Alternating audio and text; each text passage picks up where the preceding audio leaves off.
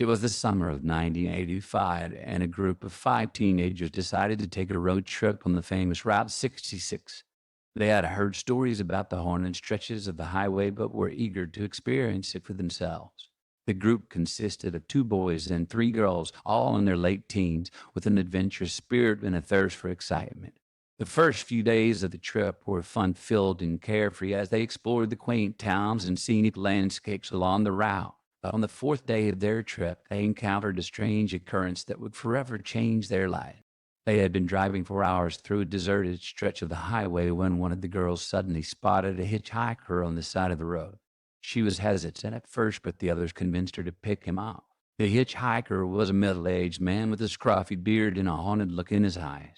He said his name was John and that he was headed to the next town to visit his family. The group chatted with him for a while, but as the night drew on, they noticed that John had become increasingly agitated. He kept glancing over his shoulder as if he was being followed.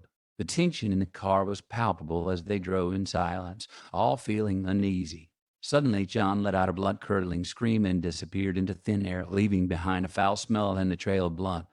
The group was terrified and didn't know what to do. They searched for John, but there was no trace of him. The group was left reeling after the disappearance of John, the mysterious hitchhiker. They drove in silence, each lost in their thoughts and trying to process what had just happened. The only sounds were the soft whir of the car engine and the occasional squeak of the leather seats. As the night drew on, they reached the next town and checked into a motel. They didn't talk about the incident, but the air was heavy with unspoken fear. They each retired to their rooms, hoping to get some rest and forget about the horrors they had witnessed. But sleep eluded them that night. They were plagued by nightmares and strange visions. One of the girls dreamt of John's ghostly figure standing at the foot of her bed, his eyes hollow and lifeless. Another boy saw apparitions of people from the past, dressed in old-fashioned clothes and staring at him with cold, dead eyes. The group decided to cut their trip short and head back home the next day, but they soon realized that their troubles were far from over. As they continued on Route 66, they experienced strange occurrences that made them question their sanity. They would hear whispers and footsteps when no one was around, and the smell of blood would permeate the air. The car would break down in the middle of nowhere, leaving them stranded on the deserted highway.